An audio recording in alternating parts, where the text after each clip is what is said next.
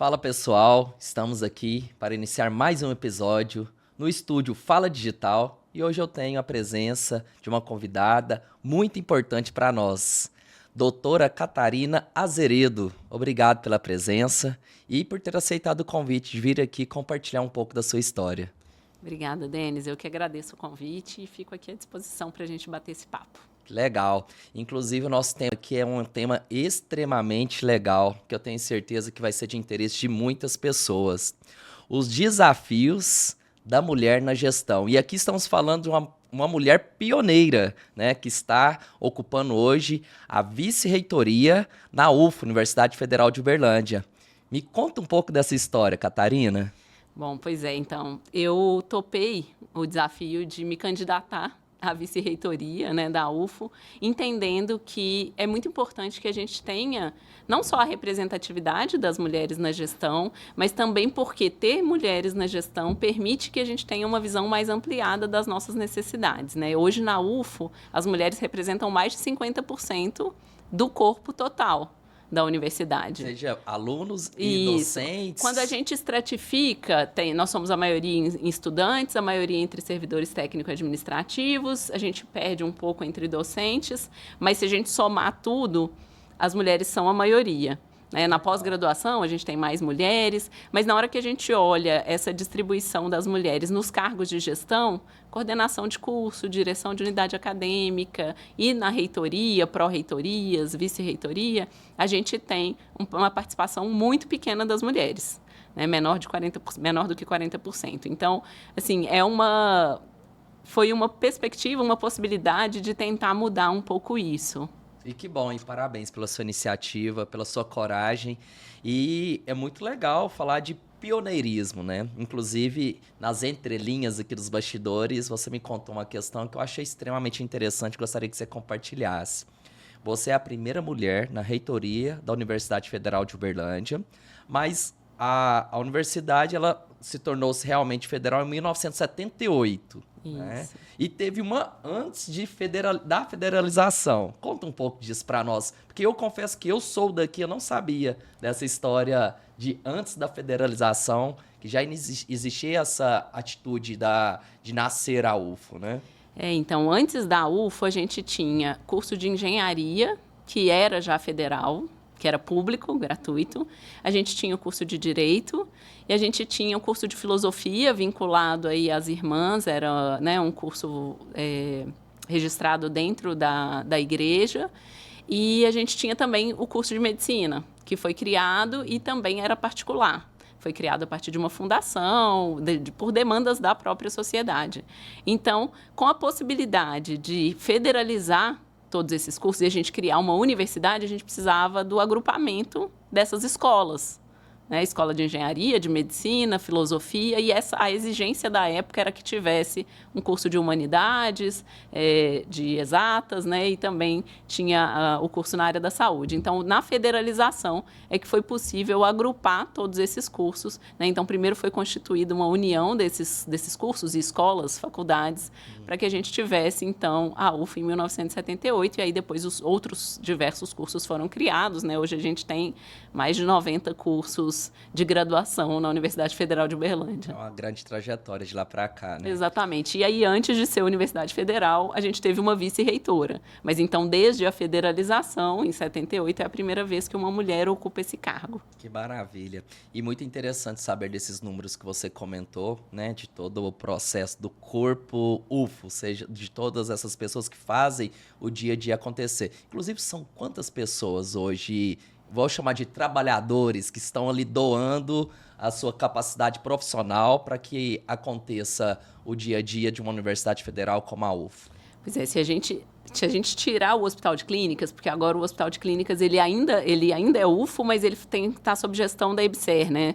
Dentro do Hospital de Clínicas nós temos um corpo enorme de trabalhadores, assim, mais de 5.000 trabalhadores. Certo. Mas se a gente pegar dentro da universidade como professores, a gente tem aproximadamente uns 2.000, como técnicos aproximadamente uns 3 a quase 4.000, e de estudantes mais de 20.000. Então, é um município, né? Isso que eu iria comentar.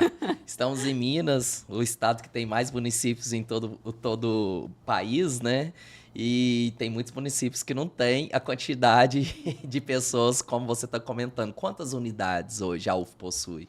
Nós temos unidades acadêmicas, nós temos 33 aproximadamente, mas a gente tem que lembrar também que a UFO tem campus fora de Uberlândia, né? Nós temos, então, campus em Monte Carmelo, em Patos de Minas e em Ituiutaba, além dos nossos campi daqui de Uberlândia, né? Que a gente tem o Moarama, Santa Mônica, Glória e Educação Física. Excepcional. E como é fazer a gestão disso tudo? Porque realmente, é igual você comentou e fez uma comparação muito inteligente. É uma cidade de médio porte. É uma cidade aí de quase 50 mil pessoas. E fazer a gestão disso tudo, com certeza, é extremamente desafiante. Gostaria que você contasse um pouco do dia a dia, do que é participar da estratégia e da administração da reitoria e principalmente sendo mulher, né? Queria que você contasse para nós. Não, perfeito. Então, a UFO ela tem um processo de decisão também que é bastante descentralizado e tem colegiados, né? Então, a gente tem uma proposta de gestão para a universidade, que foi a proposta que venceu as últimas eleições no ano passado, né? Que é uma proposta que a gente tenha mais eficiência na universidade, que a gente tenha mais transparência nos processos, que a gente tenha mais humanização, reconhecimento e valorização das pessoas que trabalham lá, enfim, e trabalhar tudo isso com dificuldades financeiras e orçamentárias que a universidade vem passando aí ao longo dos últimos anos. Então, a gente tem, basicamente, essa descentralização com as unidades acadêmicas que fazem a gestão dos cursos, né, nesse nível mais descentralizado. A gente tem os conselhos da universidade que vão discutir os temas da graduação, da pós-graduação, da extensão, né, da assistência estudantil e a parte administrativa, que seria o conselho dos diretores. Então, a gente consegue fazer tudo isso de forma colegiada, então acaba sendo democrático, participativo. Então, todas as decisões são constituídas comissões, a gente tem resoluções que vão dispor sobre como as coisas precisam ser feitas, e nós temos um arcabouço jurídico enorme do governo federal, que também limita as nossas atividades, as nossas ações. Mas o dia a dia, ele é um dia a dia que envolve, então, presidir vários desses conselhos. Então, né, eu e o professor Carlos, a gente acaba presidindo esses conselhos o tempo inteiro. A gente tem diversas reuniões com essas unidades acadêmicas, tentando resolver os problemas que são bastante desafiadores, mas para isso a gente também conta com uma equipe de pró-reitores. Então, a universidade, quando a gente assume a gestão, a gente tem um pró-reitor de graduação, um de assistência estudantil, um pró-reitor de pesquisa e pós-graduação, de extensão e cultura, né, de gestão de pessoas. Então, esses pró-reitores são esses braços também da reitoria que fazem a atividade rodar. E conta, você falou de várias cargos e atuações, eu fiquei muito curioso na seguinte situação. Teria como você falar o organograma de funções de forma, assim, bem generalista, mesmo só para a gente entender? Porque a gente, por exemplo, na cidade, a gente sabe que tem um prefeito, vice-prefeito, daí vem o legislativo com os vereadores, e assim vai, né? Para fazer toda uma administração. E numa universidade? Bom, então, na universidade a gente tem, então, a figura do reitor e do vice ou da vice, né? E abaixo deles a gente tem essa estrutura de pró-reitorias. Dentre as pró-reitorias, né, não é ainda uma pró-reitoria, mas a gente tem a prefeitura universitária que vai fazer toda essa parte de infraestrutura, porque a gente tem que pensar que dentro dessa cidade da universidade a gente tem lâmpada, projetor, computador, né, uma série de coisas. Tem conta de luz, de água, controle de patrimônio, né? Exatamente, diversos equipamentos para diversos laboratórios.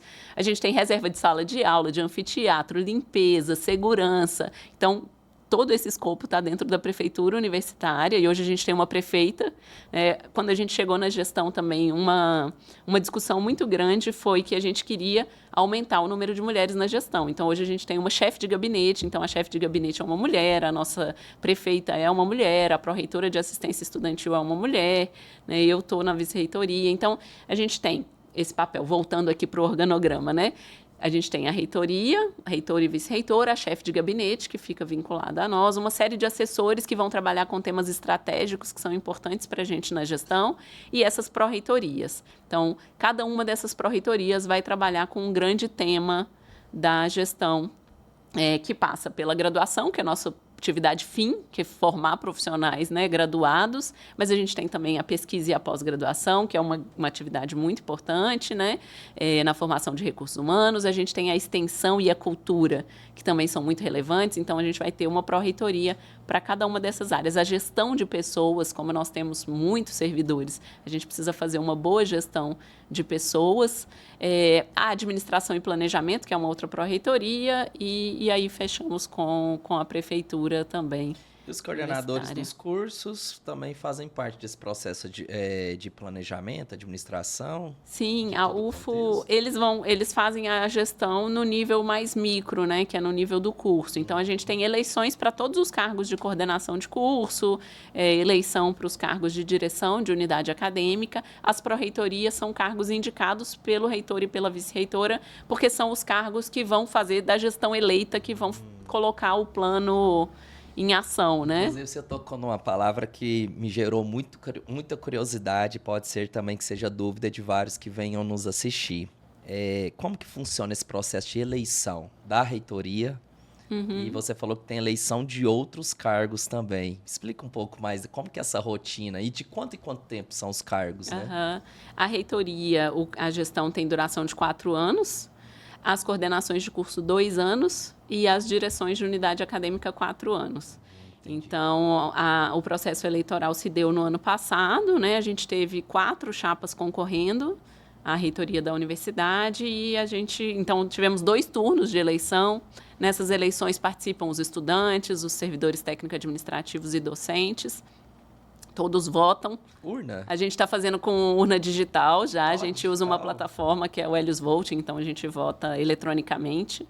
Né? Desenvolvido pela UFO, pela faculdade? Não. Infelizmente, esse não foi um sistema desenvolvido pela gente, mas a Universidade de Santa Catarina que desenvolveu e disponibiliza gratuitamente. Ah, que bacana. Então, é um produto brasileiro. É um produto brasileiro. Legal. E esse processo de se candidatar, como que é feito esse lobby assim? Eu sei que para chegar onde você está, o professor Carlos, que você comentou aqui, deve ser um trajeto bastante árduo, né? Como que é esse processo eleitoral, vamos dizer? Quanto tempo dura isso? Como que funciona esse... desde eu falar assim, vou me colocar à disposição até ser escolhida para montar a chapa e assim por diante. Bom, então, eu, antes de me candidatar como vice-reitora, eu era diretora da Faculdade de Medicina. Então, eu já participava dos conselhos, já tinha uma atuação na administração. E aí, eu sempre falei isso, eu acho que ninguém... pelo menos no campus da universidade, você não se lança candidato. Você tem que ser escolhido, as pessoas têm que, de fato, te reconhecer como uma liderança. Então, o que aconteceu comigo foi isso, um grupo convidou o professor Carlos e ele imediatamente me convidou para estar com ele nessa chapa, e eu acredito que as outras chapas também tenham surgido um pouco disso, porque são pessoas que têm uma experiência administrativa, que mostram essa liderança nos espaços colegiados da universidade e acabam sendo reconhecidas por um grupo de professores, de técnicos e de estudantes como uma possibilidade para a universidade, para pensar a universidade. Então, eu fui convidada pelo professor Carlos e foi muito curioso, porque acho que a coisa da mulher, ela perpassou também esse caminho, porque eu não tinha filhos, né? Já tinha, inclusive, tentado engravidar antes e não tinha dado certo. Então, quando ele me convidou, eu falei, ótimo, vou aceitar. Aceitei, começamos o processo eleitoral, eu engravidei naturalmente aos 40 anos e passei toda a campanha grávida, fazendo campanha mesmo com a barriga enorme, já com 39 semanas e 3 dias, até um dia antes de eu ganhar meu filho, eu estava fazendo campanha, indo de unidade em unidade. E aí a gente passa por um processo de campanha mesmo, você vai visitar as unidades acadêmicas, eu fui lá na geografia, fui em todas as unidades, né? Visitar, na verdade, na geografia eu não fui, porque eu já tinha ganhado o Maurício, eu acho, quando de fato o professor Carlos foi para lá. Te chama Maurício. Maurício, meu filho, Parabéns. Então, a campanha foi super adaptada. Então, o Maurício nasceu, a gente ainda ia ter o processo de debates e tudo. Então, eu participei de vários debates online, Maurício com 1 mês de idade, e eu em casa participando remotamente dos debates com os outros candidatos, as outras candidatas, para discutir. E aí a comunidade pergunta, né? São várias perguntas, temas de interesse. Por exemplo, hoje a gente tem o que é chamado de PGD, que é um programa de gestão que permite aos servidores técnico-administrativos que eles trabalhem por resultado e não baseado mais naquele presenteísmo de estar lá. Então, a gente tem possibilidade de um trabalho que a gente chama de teletrabalho. Então, ele é feito parcialmente em casa, ele é feito na UFO quando é necessário. Então, tem pessoas que trabalham em setores que não têm atendimento ao público. Então, foi possível avançar nisso. E aí, as diversas temáticas, né? Vai aumentar o preço do RU, nós vamos expandir assistência estudantil. A comunidade cobra o que ela quer tem os ver. temas principais ali. Então, tem muito esse diálogo com os alunos, com toda a comunidade, com os professores. Então, tem um envolvimento contínuo grande ali. Da comunidade. E tem que fazer uma proposta de Sim, a gente entrega um projeto de universidade. Bacana. No nosso caso, a gente teve um apoio muito legal de um grupo grande de pessoas. A gente, no fim, já tinha um grupo de WhatsApp com mais de 600 pessoas que construíram a nossa carta-programa junto com a gente. Então, a gente foi construindo, ouvindo as demandas da comunidade, do que precisava ser feito, do que, né, de onde a gente podia avançar. E aí, essas questões, por exemplo, questões de assédio, são questões que estão aí na comunidade e também estão dentro da universidade. A gente não pode esquecer que a universidade ela não é uma bolha, é formada por pessoas que vivem, né? Então, a gente tem machismo, diferentes formas de violência, a gente tem, infelizmente, casos de racismo, de assédio sexual, moral. E aí, a gente trouxe na nossa proposta um enfrentamento a isso de forma célere, de forma séria, né? Então, para que a gente tenha respostas rápidas, para que as pessoas se sintam seguras de fazerem denúncias, para que a gente tenha, de fato, uma apuração, lógico, com direito à ampla defesa, mas que consiga responder, né, a esses problemas, a essas demandas da comunidade. Então,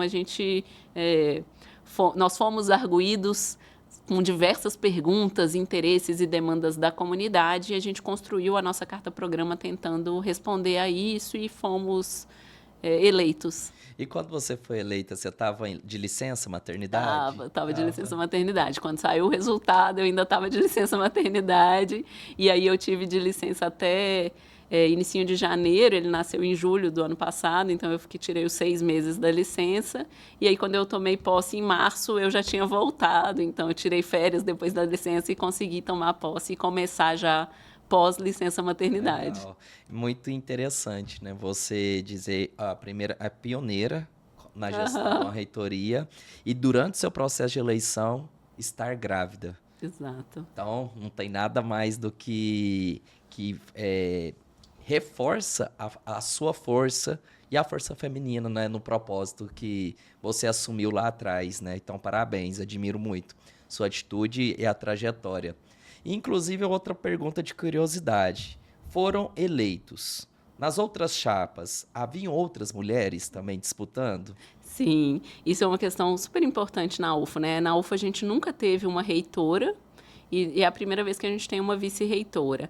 Então, na constituição das chapas, foram aparecendo, todas eram vice-reitoras, todas as outras chapas tinham mulheres como candidatas também. Então, isso era uma coisa que me confortava, porque eu sabia que se a gente não ganhasse, de qualquer jeito, a UFO teria, né, uma mulher. Assim, a gente teria um avanço em termos de equidade de gênero, né? A gente tem aqui do lado, na UFTM, nós temos uma reitora.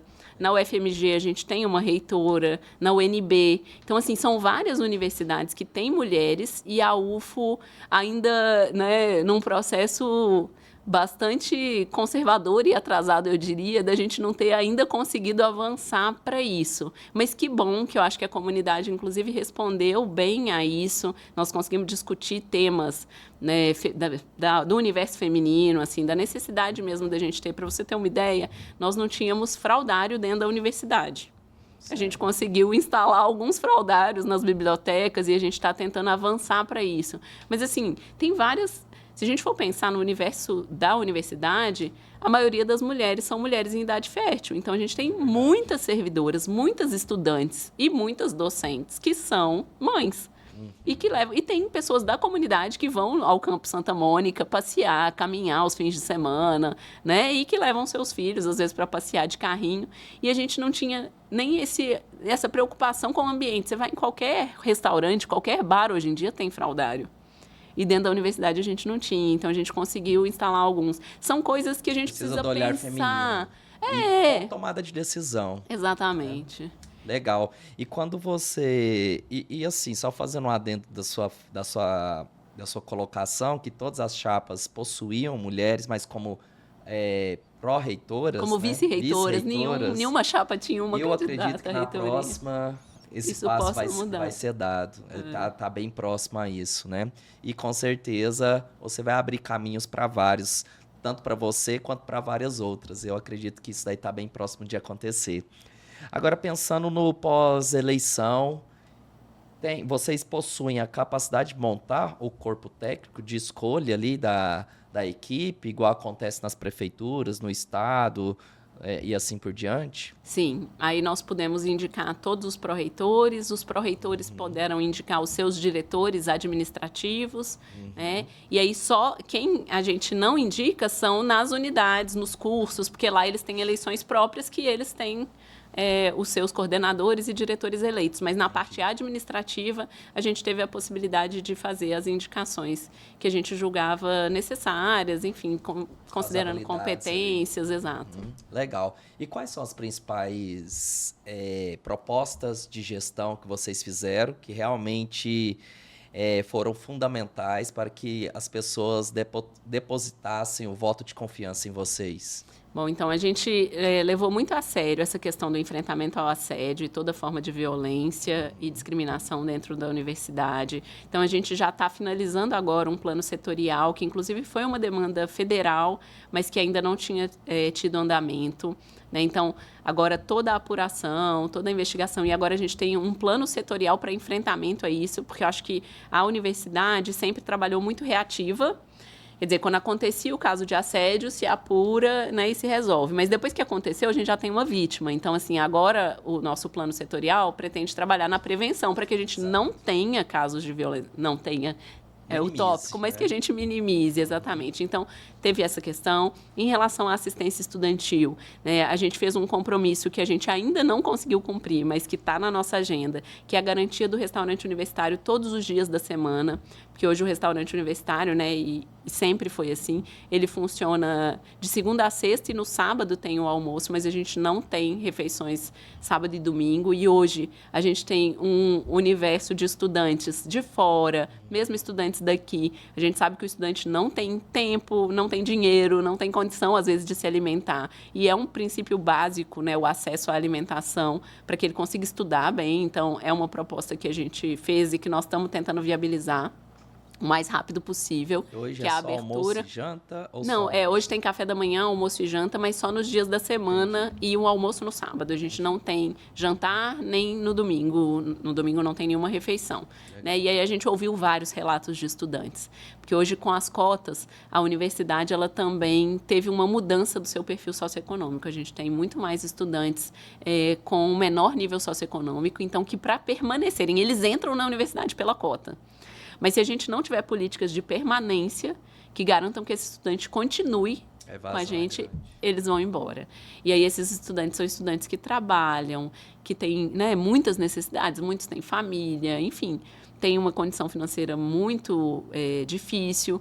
E aí a gente precisa conseguir oferecer para eles essas alternativas. Então, ter uma alimentação saudável, de qualidade, balanceada, porque senão o que vai acontecer com esse estudante é que ele vai pegar o dinheiro que ele tiver e vai comprar algum alimento, né, um macarrão instantâneo, alguma coisa congelada, e vai se alimentar, que é muito diferente do que a gente consegue oferecer no restaurante universitário. Então, tinha toda uma política para assistência estudantil para a gente garantir a permanência desses estudantes mais vulneráveis. Também, hoje, os auxílios que a gente tem para assistência estudantil, que são esses estudantes mais carentes, né, mais vulneráveis, eles só eram por editais, e aí, às vezes, o estudante passava no vestibular. Então, eu passei no vestibular, eu vou começar a estudar, mas o edital da assistência estudantil não está aberto. Como é que eu vou ficar aqui sem moradia, sem auxílio moradia ou sem alimentação e sem uma bolsa para permanecer aqui? O edital ainda não estava aberto. Agora a gente tem trabalhado e era uma proposta, e isso já vai sair agora nos próximos meses, de um auxílio em fluxo contínuo. Então, a qualquer tempo,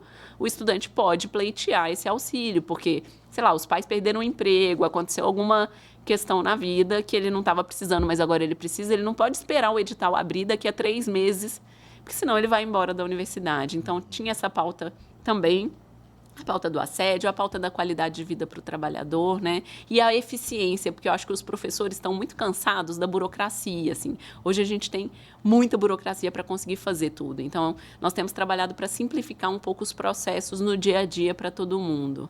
Você fala no dia a dia realmente do docente. Do docente que vai trabalhar, do técnico também que está lá na unidade, que ele tem que preencher, às vezes, 5 formulários para conseguir reservar uma sala, fazer alguma coisa. Então, a gente tem trabalhado agora para tentar simplificar um pouco esse processo. Sistematizar, automatizar. Exato. E junto com isso, né, melhorar as ações de extensão, de pesquisa, fortalecer os pesquisadores da universidade. Então, a carta-programa ela é bastante complexa e completa por causa das enormes necessidades que a gente tem. E aí a gente tem que pensar que nós temos um hospital de clínicas, um hospital odontológico, um hospital veterinário, temos as fazendas, além de todas os cursos, né, e as unidades acadêmicas. Então, a UF é muito completa, né? Você falou algo muito interessante agora no final da sua fala, que a gente fala de universidade, muitas vezes a gente imagina o prédio ali de onde a galera está ali estudando, exclusivamente isso, mas vai muito além. Falou de hospital veterinário, odontológico, o hospital de clínicas, daí tem as fazendas, que certamente é para os cursos de agronomia e afins, né? E fazer a gestão de estudo é muito desafiante. Agora, eu te faço uma pergunta. Você falou que assumiu em março. Estamos em agosto. São aí 5 meses já, não degustando, mas pondo a mão na massa no dia a dia. Como mulher, qual que é o maior desafio que você tem encontrado e que você encontrou nesses 5 meses? Então, hoje eu posso dizer que eu tenho alguns desafios. Estando como vice-reitora, eu tenho algumas facilidades, né? Eu tenho o desafio que é o desafio da maternidade, porque eu estou agora com um bebê de 1 ano e 1 mês, então eu tenho os horários, né, que às vezes as reuniões se estendem e eu preciso levar no berçário, buscar do berçário, a babá vai embora de tarde, então daqui a pouco eu tenho que ir. Então, existe esse desafio pessoal que a gente sabe que impacta, né? Embora eu tenha um parceiro muito bacana e participativo e que divide as coisas, né? Que não me ajuda, que divide, mas a maternidade me mostrou que, de fato, há uma desigualdade de gênero que é difícil de corrigir, né? Porque o bebê, ele quer a mãe. Então, assim, eu acho que esse é um desafio à parte, que se somou às questões da reitoria. Então, isso me limita um pouco nos horários. Tem muitos eventos à noite que eu não consigo ainda participar, né? Então, eu tenho esse desafio de estar mais presente na comunidade, porque conciliar a vida pessoal. E eu acho que por isso que muitas mulheres não se candidatam, não se colocam para esses cargos, porque são cargos ocupados por homem. Você não ter mulheres, né, para se espelhar, não ter essa possibilidade de entender como é que eu posso ser mãe e ser vice-reitora, eu acho que isso dificulta um pouco, embora a gente tenha, né, e eu tenho que reconhecer que essas outras mulheres que já ocupam e ocuparam cargos em diversas universidades, elas, de certa forma, abriram caminho para mim. Mas eu tenho dificuldade, né, de carga horária. Ainda existe, né, em um ou outro espaço em que você vai e que as pessoas, se elas puderem, elas vão montar uma mesa com homens e aí, bom, você fica sem fala, então ainda acontece de retirarem a fala em alguns espaços, e aí eu atribuo muitas vezes isso ao feminino, a ser mulher, então são espaços muito masculinos, né? Tem o desafio de você poder ser mulher, porque eu acho que muitas das mulheres que ocupam cargos de gestão é esperado que elas se comportem como homens, e isso não é uma coisa que eu acho que está correto. A gente precisa ocupar como mulheres com as nossas habilidades, com a sensibilidade, né?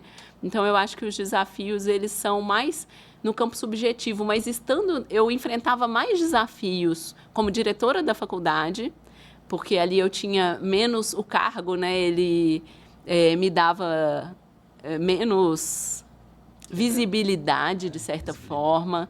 E então, assim, por exemplo, eu já passei desafios como gestora, né? De ter que cobrar ponto, ou o trabalho, a atividade de um servidor que era homem, e ele falar, você, mulher quando cisma.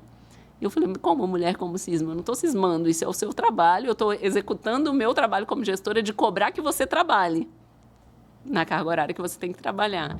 Então, essas coisas aparecem, isso, né? né? Exatamente. Coisa que não então, deveria assim, ser cobrado, né? E que eu pensava, eu falava, bom, se fosse um homem aqui como gestor, ele jamais ouviria isso. Quer dizer, mulher quando cisma. Não, não é mulher quando cisma. Eu estou cumprindo o meu trabalho, o meu dever, assim. Mas é desafiador, eu acho, porque os desafios que eu encontro, na verdade, eles não são objetivos e tangíveis.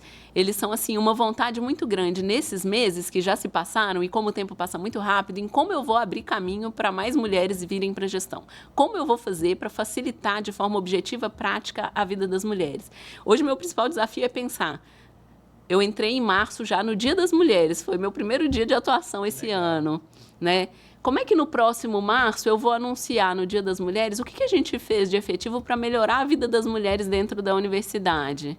Né? Então, eu acho que hoje é isso, é uma corrida contra o tempo, porque das mulheres, por tudo que eu já li, estudei e vi, é sempre cobrado, a régua é sempre mais alta. Então, quando você tem uma mulher na gestão, além de tudo, como somos poucas, né? Vira aquilo. Então, o que eu fizer de errado, as pessoas não vão entender que foi a Catarina que fez. Elas vão falar, tá vendo? Por isso que não dá para ter uma mulher na vice-reitoria. Então, é mais uma cobrança interna minha de pensar, como são poucas mulheres, eu preciso fazer muito certo. São mais pressionadas. Exatamente. E o que eu fizer vai ser lido como uma generalização, o que não deveria, né? Os homens erram o tempo inteiro e isso não gera nada.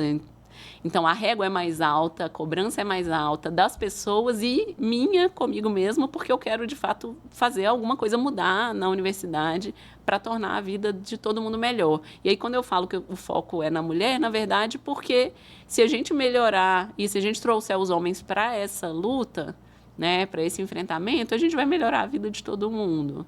Mas eu tenho convicção, gostaria, inclusive, de ouvir seu ponto de vista, todos hoje na universidade, principalmente com esse pioneirismo de ter você na reitoria, as mulheres possuem voz. E aqui você colocou uma coisa muito interessante. Na minha percepção, ouvindo você, você tem uma missão. Eu preciso abrir caminhos para que esse cenário seja mudado, né? E você enxerga esse reconhecimento que hoje a mulher na UFO tem voz? Sim.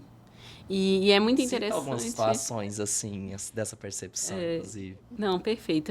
Eu tenho ouvido, na verdade, das mulheres, toda vez que eu vou em alguma reunião ou em algum evento, muitas mulheres vêm falar para mim. A gente já tem tido mais relatos, inclusive de casos específicos que às vezes não são nem assédios, mas assim, hoje a gente já tem mais pessoas se sentindo à vontade para relatar situações de incômodo, de importunação, diferentes, porque eu acho que elas se sentem acolhidas. Eu tive a grata satisfação também de receber de uma servidora que a filha dela teve que fazer um trabalho para a escola também no Dia da Mulher, para indicar uma mulher notável, e aí ela fez um desenho meu e falou, olha, nós temos a primeira vice-mulher, uma mulher notável é a professora Catarina, porque é a primeira mulher a ocupar a vice-reitoria. Nós recebemos, a gente fez uma atividade que, na verdade, foi iniciativa da Pró-Reitoria de Planejamento. Alguns servidores falaram, no mês agora de julho, né, a gente nunca traz os nossos filhos aqui para o trabalho. Vamos trazer? E aí o servidor me mandou uma mensagem, falou, Catarina, a gente combinou de trazer nossos filhos aqui na Pró-Reitoria. Você quer dar uma passadinha para tomar um café? Eu falei, claro. Eu falei, traz os filhos aqui na reitoria para eles conhecerem o gabinete. Então, assim, e aí as mulheres estavam com seus filhos, os pais também, mães e pais, com várias crianças adolescentes, e a gente pôde conversar um pouco.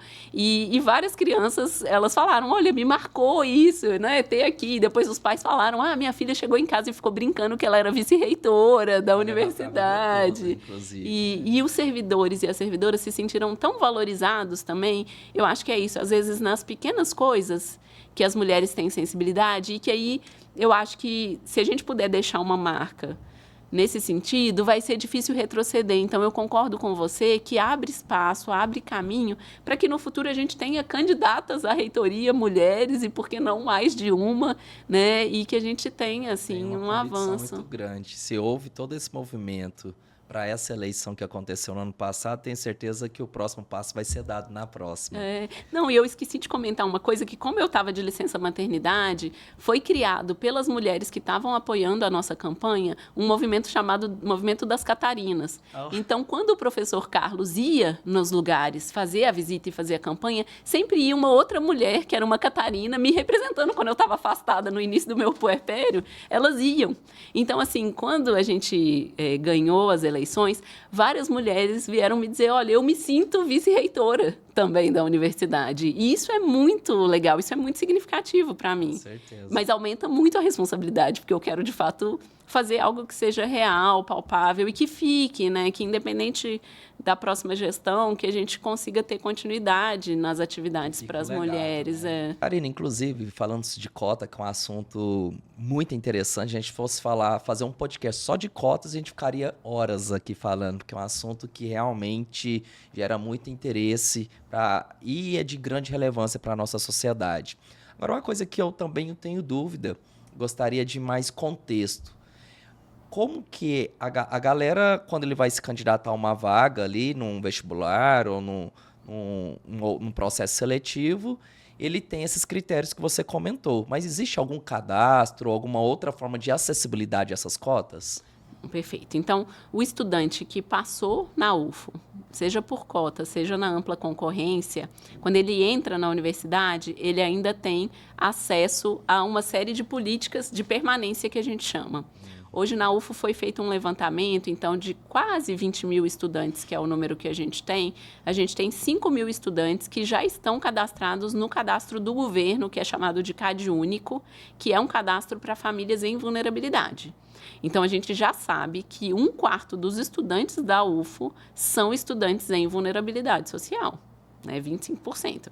E aí a gente precisa ter políticas para garantir que esses estudantes permaneçam. Então, o que a gente tem hoje? A gente tem alimentação gratuita por meio do restaurante universitário, a gente tem auxílio moradia ou a possibilidade de morar na nossa moradia estudantil, a gente tem auxílio creche, e a gente tem um auxílio digital que surgiu na pandemia e que hoje a gente está até pensando numa reestruturação, né, que é esse auxílio que dava acesso a notebook, enfim, que veio num momento em que a gente precisava muito dessa acessibilidade digital, do ensino online. Então, hoje a gente tem uma série de possibilidades. Além disso, a gente tem, e sempre vai ter, né, as bolsas para estudantes que querem se envolver em projetos de extensão, de pesquisa, de cultura, que eles recebem também um valor extra, mas está atrelado à atividade que ele faz, né? Ele vai desenvolver uma pesquisa e recebe também o valor dessa bolsa. Então, todas essas possibilidades, a gente ainda tem também o Intercamp, né, que faz o trânsito dos estudantes.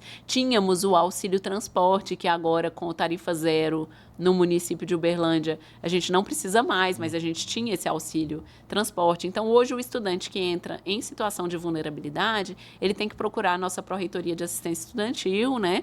Entrar na página, tem lá uma série de documentos que precisam ser enviados, e aí, comprovada a situação, ele tem acesso a um ou mais desses auxílios para poder se manter estudando e conseguir concluir os estudos. E quais são as principais ações da UFO, Universidade Federal, junto à sociedade e sociedade junto à UFO, vice-versa?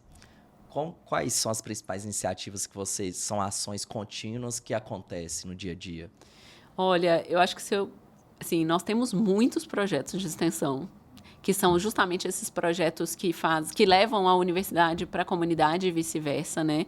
Nós temos a nossa incubadora, o CIEPS, que é uma incubadora também popular, que vai receber as cozinhas solidárias dentro da universidade, ajuda a qualificar essas cozinhas, ajuda a fazer uma série de atividades para mulheres. A gente tem programas e projetos para mulheres empreendedoras, né? Inclusive vinculado à nossa diretoria de inovação. Mas eu diria que a nossa grande função hoje social está vinculada aos nossos hospitais, porque eles afetam, né? Por exemplo, se a gente for pegar o Hospital de Clínicas, 3 milhões de pessoas estão cobertas, 27 municípios são atendidos com qualidade, além da gente formar profissionais de saúde, que também, então, a gente afeta positivamente a sociedade duplamente. Quando a gente atende a população e quando a gente forma profissionais qualificados para continuarem atendendo essa população em qualquer hospital ou unidade básica de saúde ou qualquer ponto da rede que eles atuem. Nosso hospital veterinário tem um trabalho social muito importante hoje, cuidando dos pets, serviço de castração, uma série de cirurgias, animais silvestres, uma parceria com o IBAMA também muito importante. O hospital odontológico, Atende também que presta também carente, atendimento à né? população. Então, todos os nossos hospitais, eles são gratuitos, disponíveis para a população e ou, no caso do hospital veterinário, cobra uma pequena taxa para aqueles que têm condição de pagar para custear também o funcionamento dele. Centenas, né, de iniciativas que acontecem no dia a dia. Exato. E a questão escolas públicas. Como aproximar mais a universidade com a escola pública e vice-versa, até mesmo para que essas crianças que ali estão tenham mais acessibilidade e conhecimento que sim, é possível eu estudar numa escola federal, numa universidade federal. Bom, então acho que a primeira coisa, a gente tem um desafio muito grande, que é conseguir fazer chegar em todos os lugares de Uberlândia, né, e região onde a gente atua, Monte Carmelo, Patos e Ituiutaba, para todos os estudantes que a Universidade Federal de Uberlândia ela é de graça, ela é gratuita. Isso já é um desafio, porque a gente sabe que muitos ainda não têm essa informação. Mas a gente tem algumas iniciativas, como o programa UFO na Escola, em que os estudantes vão nas escolas públicas contar um pouco da universidade. E aí a gente faz itinerante, leva cursos específicos, professores de alguns cursos. A gente tem os nossos PETs, que são os programas de educação tutorial, nos diferentes cursos, que também fazem iniciativas e vão nessas escolas mostrar um pouco dos projetos, né?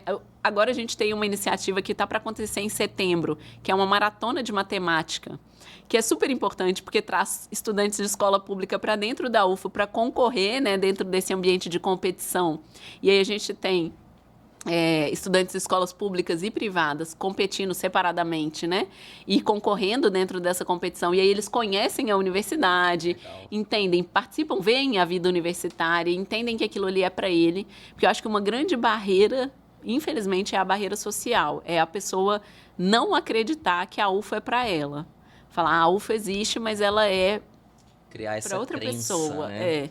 Inclusive, quando você fala de todas essas iniciativas que são extremamente interessantes, como que é feita a divulgação disso? Pois é, a gente tem dificuldade porque nós não podemos divulgar os nossos vestibulares, né, enquanto instituição pública de uma forma... Então, a gente usa, na verdade, os meios de comunicação e de comunicação da UFO, né? Mas a gente não pode, por exemplo, ter outdoors e outras formas de divulgação. Isso é por questões de lei. De lei, de legislação, e isso que restringem a divulgação. E aí a gente acaba tendo dificuldade de alcançar. Então, podcasts ou possibilidades que a gente tenha de falar da UFO que cheguem em outros espaços, né? E a gente tem se aproximado muito da prefeitura, indo à Secretaria de Educação, para tentar achar espaços para divulgar. A minha sensação é um pouco isso, que a gente divulga, mas a gente não consegue ainda alcançar alguns públicos. Então, quanto mais a gente puder ir nas mídias, nas diferentes mídias, né? A gente tem usado muito Instagram, as mídias sociais na UFO, mas também que tem muitas visualizações, mas eu também não sei qual é o alcance para esse público específico, né? Do Instagram da UFO, UFO Oficial, etc. Mas eu acho que é um pouco esse trabalho de formiguinha, assim, que a gente tem tido alguma dificuldade. Que quanto mais pessoas se somarem, então, divulgando isso, além de projetos. Aí nós temos vários projetos, mas são pontuais, projetos de extensão também, que os professores vão nas escolas públicas e vão falar da UFO, que não necessariamente é esse UFO na escola, que é o institucional global, né? A gente tem iniciativas pontuais. E a UFO, comparada às grandes universidades no Brasil, como que ela tem se destacado? E onde ela se destaca mais? Então, a UFO ela tem destaque, né, em inovação. Acho que a gente conseguiu aí um título que gerou até um certo ciúme com a UFMG ultimamente, né? A professora Luciana lá no nosso CIAEM tem divulgado bastante isso. Então, nós somos hoje uma universidade que é referência em inovação nessa área. nós somos referência em pesquisa em diversas áreas, nós somos referência, nosso hospital é o maior hospital da rede EBSER, né, em termos de número de leitos, de complexidade, de atendimento populacional. Então, a gente também é uma referência nisso. E a gente precisa agora trabalhar um pouco mais nos rankings, né? Então, quando você fala como é que a UFO se destaca, assim, uma coisa que eu tenho observado é que as universidades públicas, elas deram pouca atenção para esses rankings. Então, a gente precisa agora olhar e ver as métricas, porque a gente se recusou durante muitos anos a entrar nessa caixinha de ranqueamento, de tipo, essa métrica não dá conta do que a gente faz, porque os rankings são isso, né? Eles usam algumas medidas que não necessariamente vão captar de verdade o que a gente está fazendo. Mas, na prática, quando uma universidade não se sai tão bem no ranking, isso tem um rebatimento populacional. Então, agora a gente está começando a olhar um pouco para esses rankings para a gente sempre melhorar ou se sair melhor. Mas, considerando que nós somos uma universidade que não está localizada numa capital, né, de um grande centro, nós temos uma excelente colocação. Legal. Nós somos uma universidade que está bem. E para finalizar todo esse conteúdo riquíssimo, eu conversaria com você aqui mais algumas horas. Eu gostaria de falar de cenário internacional. A gente sabe, você até comentou em momentos atrás, que hoje o mundo vive uma guerra fiscal, comercial, gigantesca. E, por curiosidade, vou trazer aqui uma comparação, ao qual eu vi um estudo comentando há semanas atrás. Enquanto os Estados Unidos, principalmente no início do governo Trump, está cortando vários investimentos para as universidades americanas, restringindo a entrada de estudantes estrangeiros e cortando vários incentivos em pesquisa, a China tem feito o contrário, e inclusive recrutando estudantes imigrantes em todo o mundo. E tem formado 3 a 4 vezes mais doutores por ano do que os Estados Unidos, ou seja, investindo em conhecimento, em iniciações científicas. Nesse embate todo, como que o Brasil se coloca nesse movimento? Como que as nossas universidades, nossos centros de pesquisas, o nosso Brasil tem se preparado para essa guerra fiscal e comercial mundial na questão científica? Bom, então, o Brasil ele vem, infelizmente, passando por um processo longo aí de um subfinanciamento da ciência, do ensino superior, que eu posso falar que começou aí desde 2014, 2016, mais especificamente, a gente teve um acirramento dessa situação. Então, as condições financeiras e orçamentárias das universidades, ela infelizmente não foi recomposta ainda, né? Foi aprovada uma emenda constitucional de teto de gastos que limitou a possibilidade de investimento dos gastos do governo com áreas importantes, e aí a educação também foi impactada, a educação, a saúde foram impactadas diretamente por essa emenda constitucional, né, do teto de gastos. A gente já sabia que isso teria impactos e hoje a gente tem impactos muito grandes, mas a gente precisa estar na vanguarda, buscando possibilidades. O que a gente observa historicamente é que o Brasil se relaciona, em termos de universidades e de ciência e de conhecimento científico, num intercâmbio muito mais forte. O Brasil sendo um país do sul global com os países do norte global do que com países do sul global. E eu acho que hoje a gente já tem a clareza de que a gente precisa fazer parcerias sul-sul. Parcerias com o sul global. Por quê? São mais semelhantes, e aí a relação sul com o norte é sempre uma relação mais colonialista, uma relação de dependência, né? E hoje a gente tem as perspectivas, inclusive, de fazer parcerias, internacionalização, fortalecimento de pesquisa, grupos de pesquisas, porque nós temos problemas semelhantes com os nossos parceiros aqui da América Latina. Mas no mesmo momento, exatamente, né? Querendo expansionismo, crescimento econômico, né? Temos problemas semelhantes, temos perspectivas semelhantes de resolver e temos ideias diversas nesses países, né? Então, a possibilidade de inovar num ambiente desses, num ecossistema desse tipo, é muito maior. Então, acho que hoje, pensando na perspectiva internacional que a gente tem, as universidades elas precisam começar a olhar mais, e isso já vem acontecendo em várias universidades, para parcerias do eixo sul-sul, em que a gente se fortaleça de uma forma mais cooperativa, mais colaborativa, para que a gente consiga alcançar um desenvolvimento e a soberania nacional a partir do desenvolvimento científico, tecnológico e da produção de conhecimento e formação de recursos humanos qualificados, né? Muito bom, extremamente entendido. Quero mais uma vez te agradecer por ter vindo, por estar compartilhando bastante conhecimento aqui conosco. Inclusive, te desejo muita boa sorte para você, para todos a sua equipe, que vocês façam uma gestão aí de extrema eficiência e sintam-se à vontade de vir aqui contar todos os causos para nós sempre. As portas sempre estarão abertas. E mais uma vez, parabéns pela sua atitude, pela sua determinação e por todas as conquistas que você tem tido em toda a sua trajetória. Obrigada, Denis. Eu que agradeço. E, mais uma vez, quero agradecer a todos vocês que nos acompanham. Estamos finalizando mais um episódio. Hoje com a doutora Catarina Azeredo, vice-reitora da UFO. E meu muito obrigado a todos vocês. E até a próxima.